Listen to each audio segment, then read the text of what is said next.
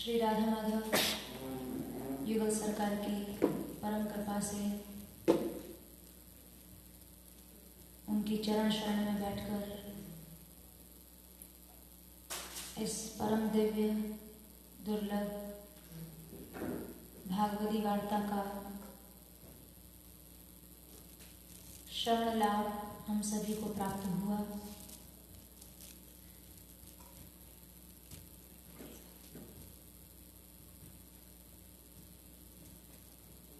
गोसाई जी ने मानस जी में बड़ा सुंदर वर्णन किया है। स्वयं भगवान शंकर ने पार्वती जी को कहा है, गिरिजा संत समागम सम न लाभ कछु आन, सो हरि कृपा न मिलहि बिनु गावहि वेद पुराण। संसार में सर्वाधिक यदि कोई दुर्लभ वस्तु है, कोई दुर्लभ प्राप्ति है, तो वो है सत्संग का मिलना। और सत्संग की प्राप्ति साक्षात भगवान की कृपा प्राप्ति है। सो हरि कृपा न मिलहि बिनु गावहि वेद पुराण। बिना भगवत कृपा के ऐसा संयोग नहीं होता है कि हम श्री ठाकुर जी की विशुद्ध चर्चा को श्रवण कर सकें, उसकी चर्चा कर सकें। ये बहुत बड़ी कृपा है, बहुत बड़ी उपलब्धि है। वास्तव में इससे बड़ी कोई प्राप्ति संसार में नहीं हो सकती है। तो हम लोग श्री ठाकुर जी की इस अहेतु की कृपा वर्षा का लाभ लें। कितनी जगह सभी महापुरुषों ने, सभी सदग्रंथों ने गाया है। स्वयं गोस्वामी तुलसीदास जी ने कहा है, जब द्रवहि दीन दयाल राघव, साधु संगत पाइए, तेहि दरस परस समागमादिक, पाप राशि दसाई। जब ठाकुर जी का हृदय कृपा से पिघलने लगता है, द्रवित होने लगता है, तब साधु संगत पाइए, तब साधु संग। सत्संग कई प्रकार से होता है। संतों का दर्शन भी सत्संग है। उनको दंडवत प्रणाम करने का अवसर मिल जाए, उनका स्पर्श मिल जाए, वो भी एक सत्संग है। उनकी सन्निधि में बैठकर भगवत भागवत चर्चा कहने सुनने का अवसर मिल जाए, ये भी सत्संग है। लेकिन किसी भी प्रकार का सत्संग जीवन में संतों का पदार्पण होता ही भगवान की कृपा से है।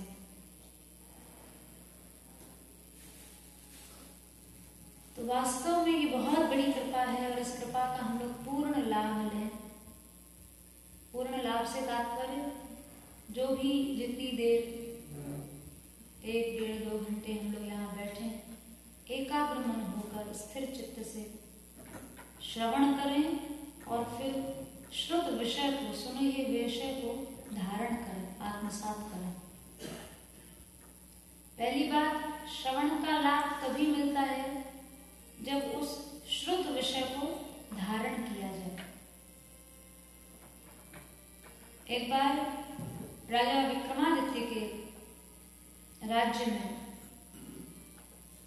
एक मूर्ति विक्रेता आया, मूर्ति बेचने वाला। तो 3 मूर्तियां लाया था, सोने की मूर्तियां थी। तीनों का वजन एक जैसा था, तीनों का आकार एक जैसा था, तीनों का रूप रंग देखने में एक जैसा था। और उसने राजा के राज्यसभा में आकर कहा, महाराज मेरी इन तीनों मूर्तियों का कोई मूल्य बताए। तो सबने कहा तो देखने में तीनों एक जैसी हैं, तो जो एक मूर्ति का मूल्य होगा बाकी 2 का भी वही होगा, तीनों का एक जैसा मूल्य होगा। उस मूर्ति विक्रेता ने कहा, अरे मैं तो सोचता था आपके राज्य में एक से एक बड़े विद्वान हैं, पर यहाँ मेरी छोटी सी 3 मूर्तियों का कोई मूल्यांकन नहीं कर पा रहा। तो सभा में श्री कालिदास जी महाराज बैठे थे। कालिदास जी खड़े हुए, परम विद्वान पुरुष। कालिदास जी ने कहा, इधर लाओ, हम बताते हैं इनका मूल्य। तीनों मूर्तियों को लाया गया और कालिदास जी ने ऊपर से नीचे तक बहुत सूक्ष्म तरीके से उनका परीक्षांकन किया, उसकी परीक्षा की, उसको अच्छी तरह से परीक्षण किया, देखा, और उसके बाद एक पतली सी सोने की सलाई मंगाई, और सलाई मंगा के पहली मूर्ति में जब सलाई उसके कान में डाली तो वो सलाई एक कान से जाके दूसरे कान से पार निकल गई। तो कालिदास जी ने फिर वही सलाई दूसरी मूर्ति के कान में डाली तो वो कान से जाके मुंह से बाहर निकल गई, और फिर तीसरी सलाई जब तीसरी मूर्ति के कान में डाली तो वो ना मुंह से निकली ना दूसरे कान से, वो सीधे हृदय में पहुंच गई। तो कालिदास जी ने कहा आपकी तीनों मूर्तियों का मूल्यांकन मैंने कर दिया।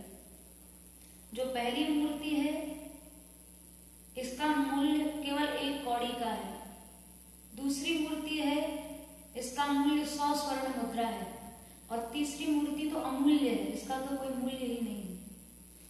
सारी सभा थकित चकित, तीनों मूर्तियां जो एक जैसी दिख रही हैं, उन तीनों का इतना बड़ा अलग अलग मूल्य कैसे हो जाएगा?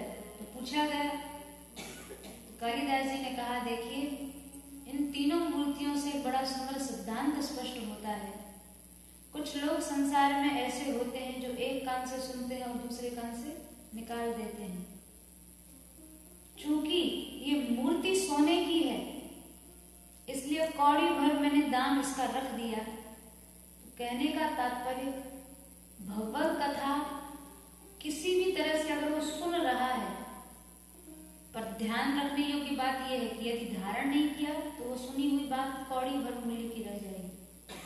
कुछ लोग ऐसे होते हैं जो सुनने के बाद उन चर्चाओं को केवल उपदेश में ही लेते हैं, अपने जीवन में नहीं। जैसे रावण के विषय में गोसाई जी ने कहा है रामचरितमानस में, पर उपदेश कुशल बहु तेरे।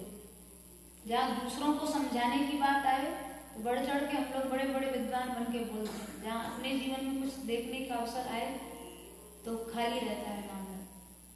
तो कुछ लोग सुनते तो हैं पर उन बातों को केवल दूसरों के लिए ही लागू करते हैं, पर चूंकि उन्होंने सुना है और कभी ना कभी वो बातें चलो दूसरे के कल्याण के काम आ जाए, दूसरों का जीवन बदल दें, तो इसलिए 100 स्वर्ण मुद्रा। पर जो लोग सुनने के बाद उस श्रुत विषय को धारण कर लेते हैं, उस सुनी हुई बात का कोई मूल्य नहीं हो सकता है। वास्तव में श्रवण वही श्रवण है जो सुनने के बाद आत्मसात हो जाए, जो हृदयस्थ हो जाए, जो धारण हो जाए, वही श्रवण सच्चा श्रवण है। नवधा भक्ति में श्रवण के बाद कीर्तन को रखा। क्यों? हम सुनते तो हैं पर सुनने के बाद प्रपंच की चर्चा करने लग जाते हैं। श्रवण के बाद कीर्तन इसलिए जरूरी है, तुम जो सुन रहे हो सुनने के बाद चर्चा भी उसकी करो, उसी का कीर्तन। ऐसा नहीं सुनने के बाद 2 घंटा सुने और उसके बाद फिर वही प्रपंच में लगे। ऐसा श्रवण किस काम का? तो श्रवण वही सार्थक है जो आत्मसात हो जाए, जो हृदयस्थ हो जाए।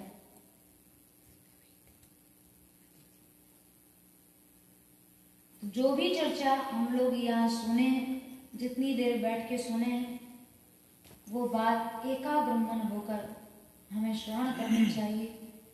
क्योंकि जब एकाग्रता से श्रवण नहीं होगा तो कोई बात, कोई सिद्धांत धारण भी नहीं होगी। इसलिए जो सुने उसको धारण अवश्य करें। कल चतुश्लोकी भागवत द्वितीय स्कंद तक की चर्चा का हम लोगों ने संक्षेप में श्रवण लाभ प्राप्त किया था। अब तृतीय स्कंद की चर्चा में हम लोग प्रवेश करने जा रहे हैं। तृतीय स्कंद में 2 संवाद, 2 चर्चा बड़ी मुख्य रूप से की गई है। वैसे तो पूरा तृतीय स्कंद कपिल देवहूति संवाद ही इसमें बड़ा महत्वपूर्ण प्रकरण है। जिस समय भगवत इच्छा से ब्रह्मा जी ने सृष्टि का विस्तार करने का संकल्प किया है, सृष्टि बढ़ी नहीं। 10 प्रकार की सृष्टि बनाई, मन से 10 पुत्रों को उत्पन्न किया, सृष्टि नहीं बढ़ी। उनके शरीर के 2 भाग हो गए, एक स्वयंभू मनु और एक महारानी शत्रुपा के रूप में, जिन्होंने ब्रह्मा जी से प्रार्थना की है कि यदि पृथ्वी का उद्धार हो तो हम सृष्टि का विस्तार करें। तब ब्रह्मा जी की प्रार्थना पर भगवान ने पृथ्वी के उद्धार के लिए वाराह रूप से अवतार धारण किया है। और वाराह रूप से अवतीर्ण होकर श्री ठाकुर जी ने पृथ्वी का उद्धार किया। हिरणाक्ष नाम के दैत्य का वध किया। उसके बाद स्वयंभू मनु से सृष्टि का विस्तार हुआ। मनु जी से 5 संतानों का जन्म हुआ। प्रियव्रत और उत्तानपाद ये 2 पुत्र थे। आकुति, देवहूति और प्रसूति ये 3 कन्याएं थीं। देवहूति जी का विवाह श्री कर्दम जी महाराज जो ब्रह्मा जी के छाया पुत्र हैं उनके साथ हुआ। और उन्हीं देवहूति जी के गर्भ से सांख्य शास्त्र का ज्ञान देने के लिए स्वयं श्री भगवान कपिल देव के रूप में अवतरित हुए हैं। वह श्री कपिल देव भगवान की जय। और इतना सुंदर कपिल भगवान ने माता देवहूति जी को दिव्योपदेश दिया है, सुनने लायक, पढ़ने लायक आख्यान है भागवत जी का। एक दिन देवहूति मैया ने हाथ जोड़ के प्रार्थना की, कर्दम जी तो सन्यास को चले गए, हे नाथ, इंद्रिय विषयों से मैं ऊब गई हूं और मैंने ये समझ लिया है कि संसार में विषयों के द्वारा इंद्रियों को कभी तृप्त नहीं किया जा सकता है। जैसे आंख है, आंख का विषय है रूप, कान का विषय है शब्द, त्वक इंद्रिय का विषय है स्पर्श, जीभ का विषय है रस, नासिका का विषय है गंध। हमारी हर इंद्रिय का विषय होता है। हमारी हर इंद्रिय आहार ग्रहण करती है, खाती है, पर सबका आहार अलग है। जैसे मुंह में हम मुंह से खीर खाते हैं, पर आंख में खीर नहीं डाल सकते, कान में खीर, शरीर में खीर की मालिश नहीं कर सकते। जीभ का आहार खीर है, पर आंख का आहार रूप है, कान का आहार शब्द है। हमारी हर इंद्रिय खाती है, हर इंद्रिय आहार ग्रहण करती है, पर सबका आहार अलग अलग है। हम लोगों के कितने जन्म जन्मांतर बीत गए इन इंद्रियों को तृप्त करते हुए, चाहे हम पशु बने, पक्षी बने, कीट बने, मकोड़ा बने, हमने जीवन में किया क्या? इन इंद्रियों की तृप्ति में ही तो लगे रहे हमेशा। लेकिन भाई कितने जन्म जन्मांतर व्यतीत हो गए, आज तक हम इन इंद्रियों को कभी तृप्त नहीं कर पाए। रोज खाते हैं, पर क्या जीव तृप्त हो जाती है? कभी नहीं तृप्त होती। क्योंकि गोस्वामी तुलसीदास जी ने पद में कहा है, बुझे न काम अगिन तुलसी कहूं विषय भोग बहु घीते। किसी आग में आप घी डालें ये सोच के कि आग बुझ जाए, आप डालते रहिए घी, आग बुझेगी? कभी नहीं बुझेगी, आग और बढ़ जाएगी। इंद्रियों को विषय देने से इंद्रियों की प्यास बुझती नहीं है, बल्कि बढ़ जाती है। आज ये रूप देखा, अब फिर दूसरा रूप देखने को चाहिए, अब ये खाया, अब कुछ और खाने को चाहिए। अब ये मतलब एक छोटी सी 1 इंच की जीभ 6 साढ़े 6 फुट के आदमी को नचा देती है। छोटी सी आंख इतने बड़े शरीर को नचा देती है। छोटी सी नासिका इतने बड़े शरीर को नचा देती है। और कितने जन्म जन्मांतर इन इंद्रियों ने हम लोगों को नचाया है और अभी तक नाच रहे हैं इंद्रियों की तृप्ति के लिए, इंद्रियों को पूर्ण करने के लिए। पर भाई इंद्रियां कभी तृप्त न हुई न हो पाएंगी। हमारे पूज्य बाबा महाराज का एक बड़ा सुंदर भाव है, उनकी एक गजल है, ये लूटा आज तक मुझको इन्हीं इंद्रिय डकैतों ने। ये इंद्रियां नहीं, ये डकैत हैं, ये डाकू हैं, हमें लूट रही हैं। इन्हें मोड़ा देखोड़ा जो होगा देखा जाएगा, प्यार श्री चरणों से जोड़ा जो होगा देखा जाएगा, प्यार श्री चरणों से जोड़ा जो होगा देखा जाएगा। से नाता है जोड़ा जो होगा देखा जाएगा।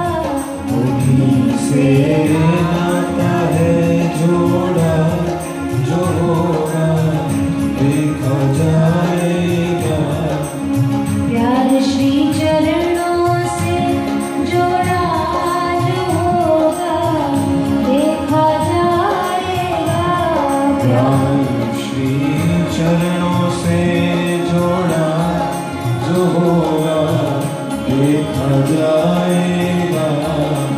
जगत से नाता है तोड़ा जो होगा देखा जाएगा। जगत से नाता है तोड़ा जो होगा देखा जाएगा। न मुझको लोग की चिंता नहीं पर लोग की चिंता। मुझको लोग की चिंता नहीं पर लोग की चिंता। घड़ा आशा का है फोड़ा जो होगा देखा जाएगा। घड़ा आशा का है थोड़ा जो होगा देखा जाएगा। देखा जाएगा। देखा जाएगा। मुख्य बात ये लूटा आज तक मुझको इन्हीं इंद्रिय डकैतों ने। इंद्रियां यदि सत्पथगामी हैं तब तो ये सबसे बड़ी सहायिका है, और यदि इंद्रियां उत्पथगामी हैं तो ये सबसे बड़ी डाकू है। बड़ा सुंदर एक श्लोक है, इसी भागवत जी में आया है, और उसी भाव का एक मंत्र वेदों में है। आत्मानं रथनं विद्धि मनः प्रग्रहमेव च बुद्धिम तु सारथिं विद्धि। शरीर एक रथ है, मनः प्रग्रहमेव च, शरीर एक रथ है। उस रथ में देखो कोई गाड़ी है, गाड़ी का अगर ड्राइवर किसी डाकू से मिल जाए, किसी लुटेरे से मिल जाए, तो वो आपका किडनैप भी करा सकता है, वो आपका अपहरण भी करा सकता है। शरीर रूपी रथ की सारथी बुद्धि है। ये बुद्धि रूपी सारथी जब विषय रूपी डाकुओं से मिल जाती है तो इस जीवात्मा का सर्वनाश करा देती है। हम लोगों की वही स्थिति है। हमारी बुद्धि विषय रूपी डाकुओं से मिल गई है, इसलिए आंख भी विषय की ओर ले जा रही है, कान भी विषय की ओर ले जा रहा है, रसना भी विषय की ओर ले जा रही है, हमारी नाक भी हमें विषय की ओर ले जा रही है। दिन रात ये इंद्रियां हमें लुटवा रही हैं, दिन रात लुटवा रही हैं। और कबीरदास जी का पद है, तेरी गठरी में लागा चोर बटुइया का सो गए। ये दिन रात तुम लुट रहे हो और आराम से पड़े हो, निश्चिंत होके सो रहे हो। ये कितनी बड़ी मूढ़ता है। हम दिन रात लुट रहे हैं फिर भी आराम से सो रहे हैं। हर इंद्रिय हमें लूटने में लगी है। इंद्रियां महाशन है। महाशन काम महाशन होता है। दिन रात खिलाओ, दिन रात खिलाओ, कभी पेट नहीं भरेगा। एक बार लड्डू खाया, दूसरी बार लड्डू खाया, लेकिन कभी मन ये नहीं कहता कि हम जीवन में मत खाओ। जितनी बार खाते हैं उतनी बार और खाने की इच्छा और बढ़ जाती है। अरे बड़ा अच्छा, वहां उस घर में खाया वो तो और ही अच्छा था, वो तो बड़ा स्वादिष्ट लड्डू था। बार बार उसका स्मरण होता है, चिंतन होता है। तो इंद्रियां दिन रात, अच्छा जीव का पतन कैसे होता है, बड़ी सुंदर प्रक्रिया गीता जी में भगवान ने बताई है। ध्याय तो विषयान पुंसः। जब मनुष्य विषय का ध्यान करता है, ध्यान करने मात्र से उसका पतन शुरू हो जाता है, उसका सर्वनाश शुरू हो जाता है। हमने विषय का ध्यान किया, लड्डू बहुत अच्छा है, हमारा पतन शुरू हो गया। क्यों? ध्यान करेंगे तो आसक्ति होगी, आसक्ति होगी तो कामना होगी, हाँ एक बार फिर खाने को मिले, और कामना पूर्ण हो गई तो लोभ होगा, हाँ और खाने को मिले, और कामना पूर्ण नहीं हुई तो क्रोध आएगा, क्रोध से सम्मोह आएगा, सम्मोह से स्मृति नष्ट हो जाएगी, और स्मृति भ्रंशात् बुद्धिनाशो, स्मृति नष्ट मतलब बुद्धि नष्ट, और बुद्धिनाशात् प्रणश्यति, बुद्धिनाश का मतलब जीव का सर्वनाश।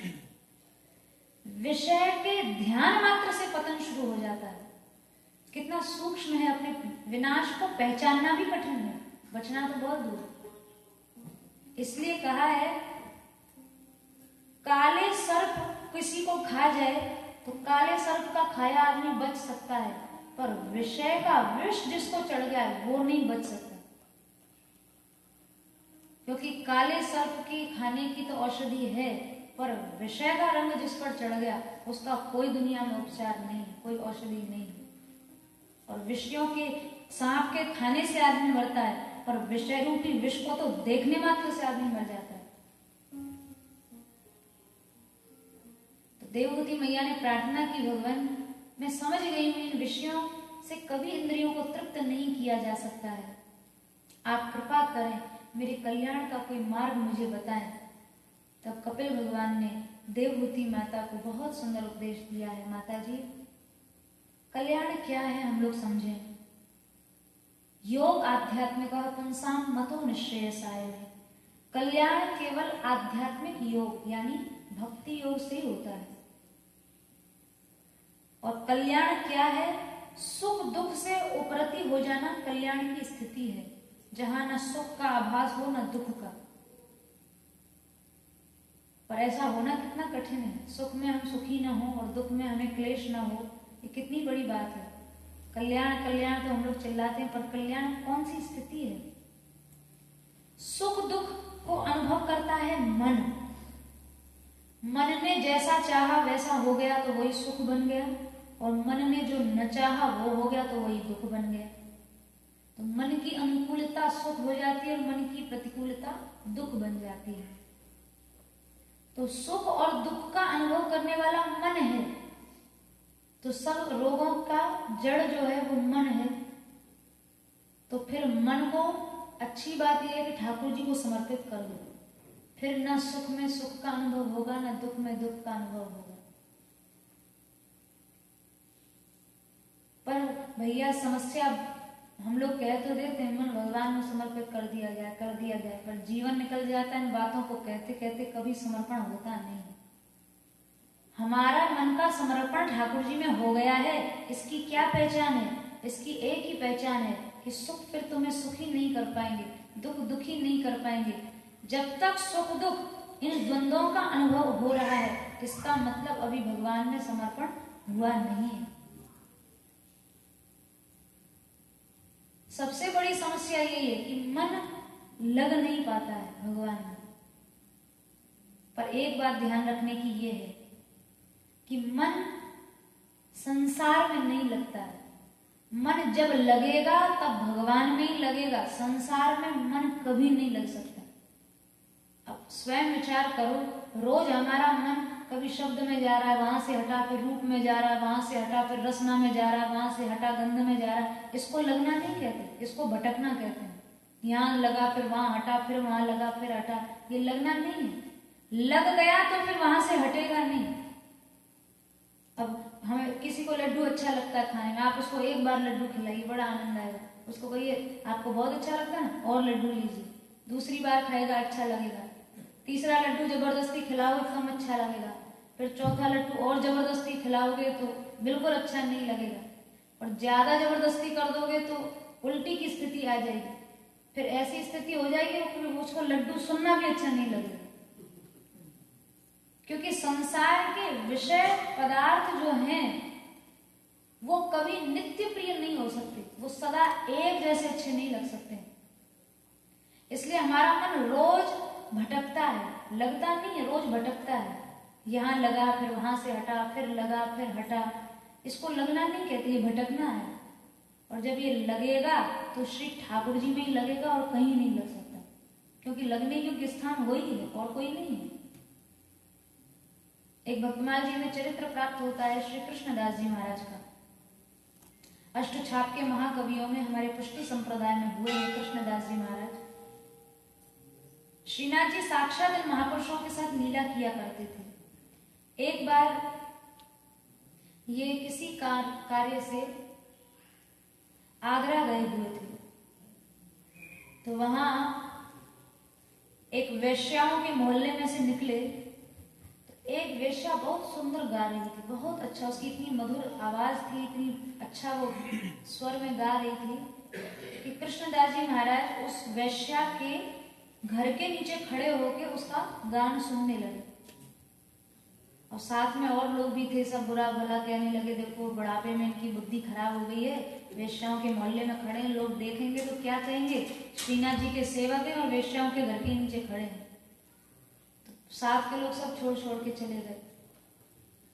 वे उसके अटारी पे चढ़ गए कृष्णदास जी महाराज और मन में विचार करने लगे, देखो कितनी सुंदर इसकी आवाज है और ये कोई दैवी जीव है, तो इसका कर्म का विपाक रहा होगा जिसके कारण इसे वैश्या बनना पड़ा, पर इस पर श्रीनाथ जी की कृपा होनी चाहिए।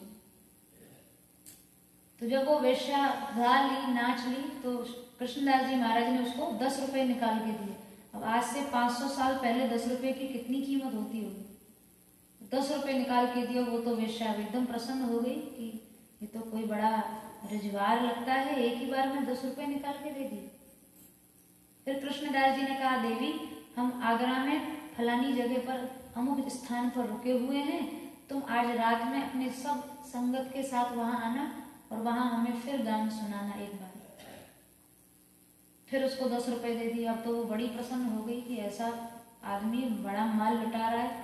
अब सारी संगत के साथ पहुंच गई, सारी रात उसने गाया और सवेरा हुआ कृष्णदास जी ने उसको 100 रुपए दिए। और बड़ी प्रसन्न, ये तो बहुत तगड़ा सेठ मालूम पड़ता है। कृष्णदास जी ने कहा, देवी मैं तो अपने सेठ का एक मुनि हूँ, छोटा सा। हमारे जो सेठ जी है ना, वो गिरिराज जी में गोवर्धन में विराजते हैं। अगर तुम हमारे सेठ जी को रिझा लोगी तो तुम्हें जीवन में कभी किसी दूसरे को रिझाने की जरूरत नहीं पड़ेगी। अब तो उस वेश्या का मन ऐसा उत्कंठित हो गया कि भाई जब मुनीम में इतनी ताकत है, 10 रुपए दे रहा है, फिर 100 रुपए दे रहा है, तो वास्तव में सेठ को रिझा लूंगी तब तो बात ही कुछ और हो जाएगी। तो कृष्णदास जी आप आज्ञा करें, मुझे कब आना चाहिए आपके सेठ जी के पास? बोले अभी चलो, कोई समस्या नहीं। अब वो वेश्या को लेकर श्रीनाथ जी के मंदिर में आए।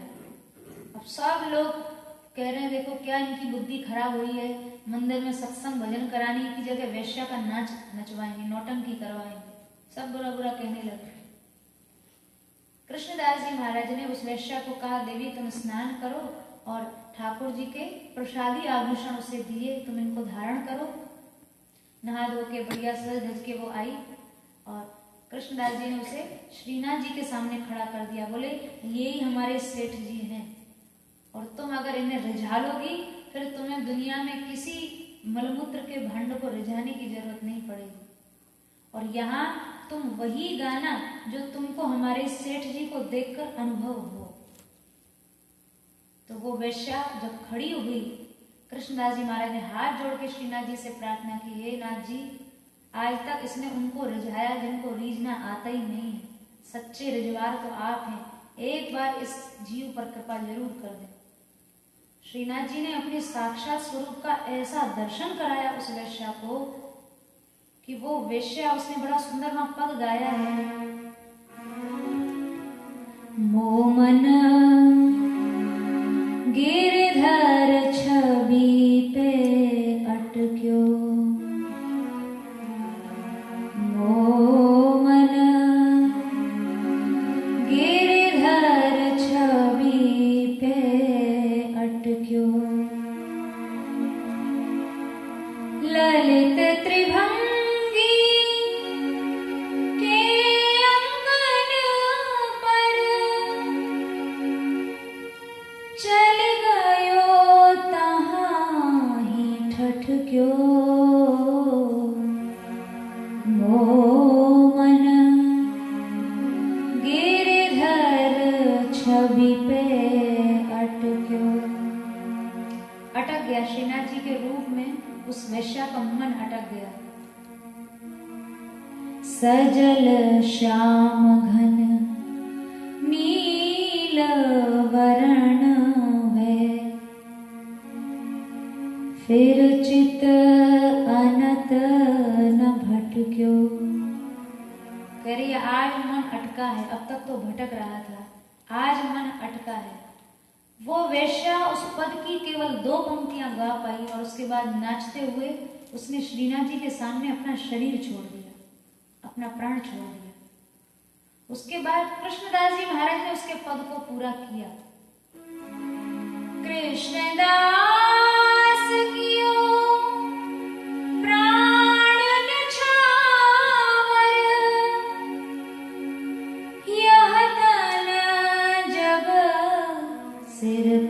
अटक्यो वो मना गिरधर छवि पे अटक्यो। गिरधर छवि पे अटक्यो वो मना गिरधर छवि पे अटक्यो वो मना गिरधर छवि पे अटक्यो। दो पंक्तियां उस वेश्या ने गाई, अपना शरीर छोड़ दिया। आज तक कहां कहां किस किस को मैंने रिझाया, जिनको रिझना ही नहीं आ रहा था उनको मैं रिझाती रही। सच्चे रिझवार तो ये हैं, सच्चा रूप तो ये है, सच्चा सौंदर्य तो ये है। कहने का तात्पर्य, संसार में हम सोचते हैं मन संसार में है, लगता है। मन संसार में लगता नहीं है, भटकता है। मन जब भी लगेगा तो वो श्री ठाकुर जी में ही लगेगा। संसार में मन लग ही नहीं सकता है। संसार में मन यदि लगता तो एक ही जगह लगा रहता, पर हमारा मन तो, हमारे मन की स्थिति तो एक वैश्या की तरह है। वैश्या व्यभिचारिणी स्त्री होती है। आज इससे प्रेम, आज उससे प्रेम, उसको रिझाया, उसको खुश किया, वो स्थिति हमारे मन की है। और वैश्या का प्रेम प्रेम नहीं होता, वो तो एक काम है, काम का तांडव है। तो संसार में प्रेम करने योग्य कोई स्थान ही नहीं है। संसार में प्रेम के रूप में जो भी दिखाई पड़ रहा है वो केवल एक स्वार्थ का नृत्य है। प्रेम तो भाई जब भी होगा वो श्री ठाकुर जी से ही होगा। इसलिए सूरदास जी ने कहा है, प्रीति की रीति को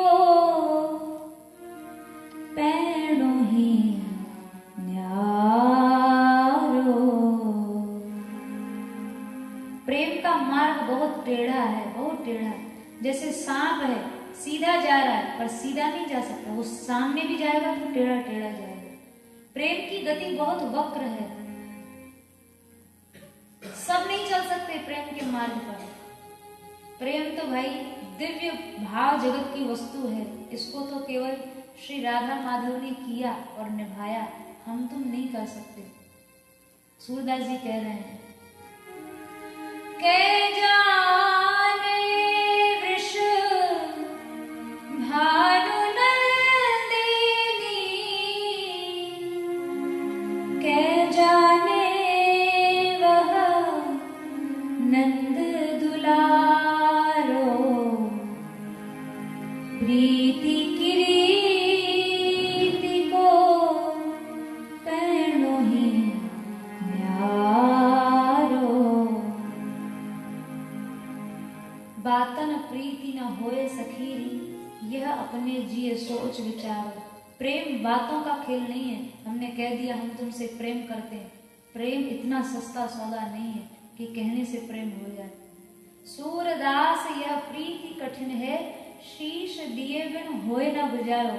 प्रेम बलिदान चाहता है, स्वार्थ का बलिदान, अपनी कामनाओं का बलिदान, अपनी इच्छाओं का बलिदान, अपनी वासनाओं का बलिदान। बलिदान जब तक अपनी इच्छाओं का नहीं होगा प्रेम हो ही नहीं सकता। शीश दिए बिन होए ना गुजारो। बलिदान चाहता है प्रेम। हम लोग बलिदान करना नहीं जानते, हम लोग तो केवल स्वार्थ पूर्ति करना जानते हैं। कैसे अपना काम निकाल लें, कैसे अपना स्वार्थ पूर्ण कर लें।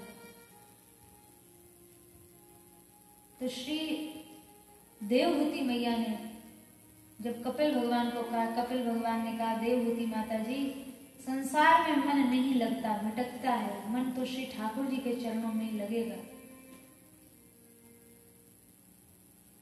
और मन भगवान में, देवहूति माता ने कहा, किंतु नाथ, मन आप में लगना कठिन है, क्योंकि मन को टिकने के लिए आधार चाहिए।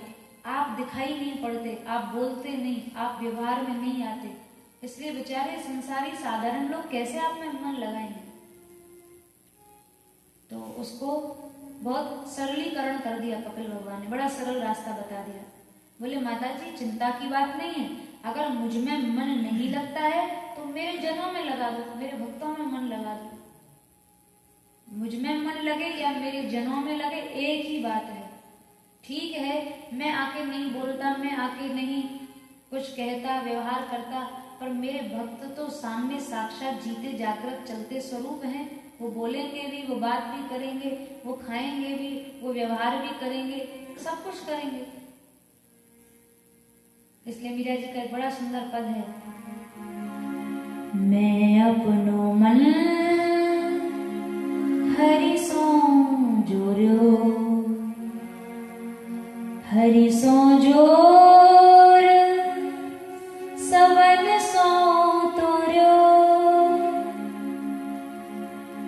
मेरी प्रीति निरंतर हरि सो,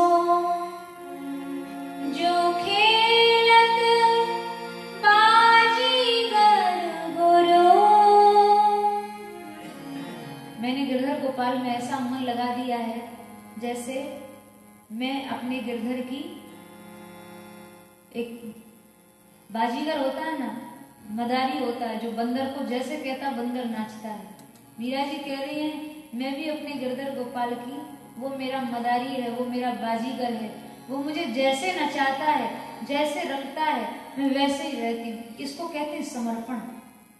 जहां बिठारे तितही बैठूं, जो दे दे सोई खाऊं, मीरा के प्रभु गिरधर नागर बेचे तो बिक जाऊं। ये समर्पण है। पर मीरा जी ने भी कहा मैं अपनो मन हरि सो जोरो, हरि सो जोन सबन सो तोर्यो। लेकिन आगे वही मीरा जी कह रही है, वही कपिल भगवान वाला सिद्धांत। पहले कपिल भगवान ने कहा मुझ में मन लगाओ, पर नहीं लगा सकते हो तो मेरे जनों में लगाओ। मुझ में लगे या मेरे जनों में एक ही बात है। मीरा जी कह रही हैं साधु संग के लिए मीरा जी चली, कितने बड़े बड़े उनके ऊपर अत्याचार हुए, जहर दिया गया, भूत महल में सुलाया गया, विषैली शैया पर सुलाया गया, सर्प भेजा गया। मीरा जी अपने स्वयं अपनी आप बीती गा रही हैं। जब मैं चली साधु के दर्शन, तब राणो मारन को दौड़ो। मैं साधु दर्शन के लिए चली, राणा जी मुझे मारने के लिए खड़े हो गए। मारने के लिए जहर देने की बात विचारी, निर्मल जल में लय विष घोर्यो। पर मीर जब चरणामृत सुनो सरवणा, राम भरोसे लय मुख धोर्यो। जब मीरा जी ने चरणामृत सुना है, ठाकुर जी के भरोसे जानते हुए भी जहर को पी गई, और उन्होंने कहा है मीरा सबल धनी के सरणे, कहा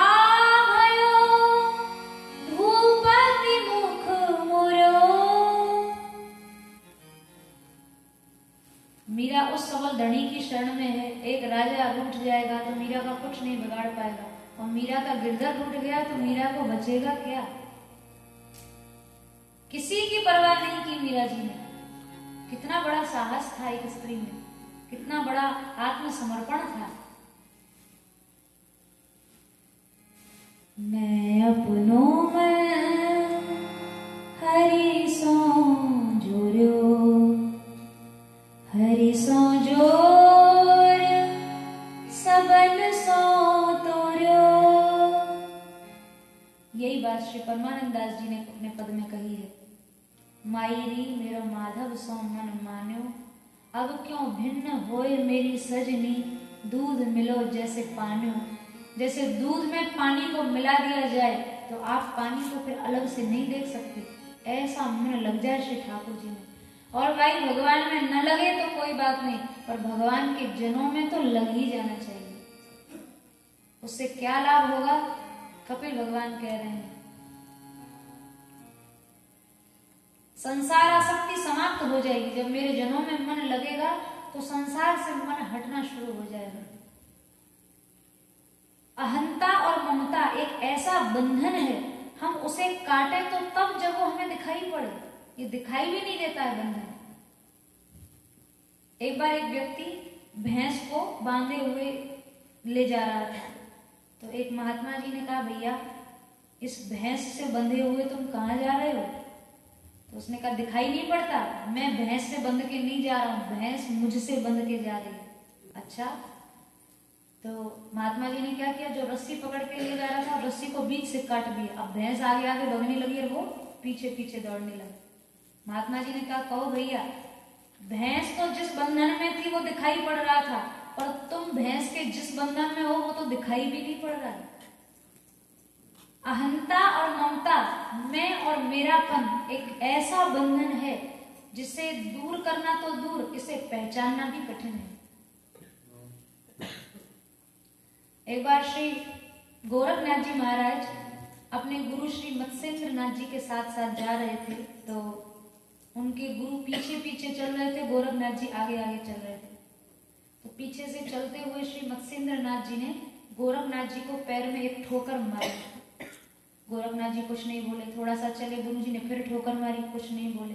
तीसरी बार जब ठोकर मारी, गोरखनाथ जी ने हाथ जोड़ के कहा, गुरुदेव आपकी कृपा से मैं ज्ञान की उस भूमिका पर बैठ गया हूं जहां आप जिसको ढूंढ रहे हो वो है ही नहीं। यानी आप ये किसी को चांटा लगाओ, मारो तो उसको कैसे क्रोध आता है? क्योंकि अभिमान ही क्रोध करता है, अभिमान ही रोता है, अभिमान ही डरता है, अभिमान ही बोलता है। तो गोरखनाथ जी ने कहा कि आप मेरे अंदर जिस अभिमान को देख रहे हैं ना गुरुदेव, आपकी कृपा से अब वो अभिमान मेरे चित्त में है ही नहीं। गुरुजी बोले, किंतु गोरखनाथ अभिमान नहीं है इस बात का अभिमान तो है। ठीक है, तुम्हारे अंदर अभिमान नहीं है, पर अभिमान नहीं है इस बात का अभिमान तो तुम्हारे अंदर भी बना ही हुआ है। तो अभिमान कितना सूक्ष्म होता है, चित्त के किस कोने में बैठा हुआ है, कहाँ पड़ा है, कब जाग जाएगा, कोई भरोसा नहीं है। अहंता और ममता चित्त की बहुत सूक्ष्म वृत्तियां हैं जो जीव को बांधती हैं, और ये इतनी सूक्ष्म है कि इनको दूर तो तब करे जब ये दिखाई पड़े, जब ये हमारे जानने में पहचानने में आए। इसका एक ही उपाय है, अहंता ममता को दूर मत करो, अहंता ममता की दिशा को बदल दो। जो मैंपन हमें इस तरह से होता है ना, मैं फलाना हूँ, मैं उतना उस पद पे हूँ, मैं ऐसा प्रतिष्ठित हूँ, मैं ये हूँ, मैं वो हूँ, उसकी जगह क्या सोचा जाए? एक पद है भारतेंदु हरिश्चंद्र जी महाराज का, हम चाकर राधा रानी के। हम ठाकुर जी की श्री राधा रानी के चाकर हैं। अथवा गोस्वामी तुलसीदास जी ने कहा है, अस अभिमान जाय जनि भोरे, मैं सेवक रघुपति पति मोरे। ये अभिमान, हम दास हैं, हम सेवक हैं, ऐसी भावना चित्त में बनी रहे। जितनी दीनता की, जितने छोटेपन की भावना बनी रहेगी वो तो अच्छा है। और हम उस पद पे हैं, हम फलाने साहब हैं, हम वो हैं, हम वो प्रतिष्ठित हैं। अहंता दोनों हैं, पर एक अहंता पतनकारी है और एक अहंता सहायकारी है। उसी तरह ममता हम लोग करते हैं, ये मेरा, वो मेरा, ये प्रॉपर्टी, ये धन, वो मेरा। उसी की जगह मेरेपन को मिटाओ मत, मेरेपन की दिशा को बदल दो।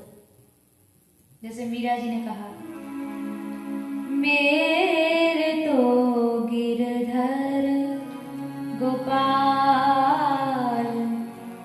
दूसरो न कोई, जाके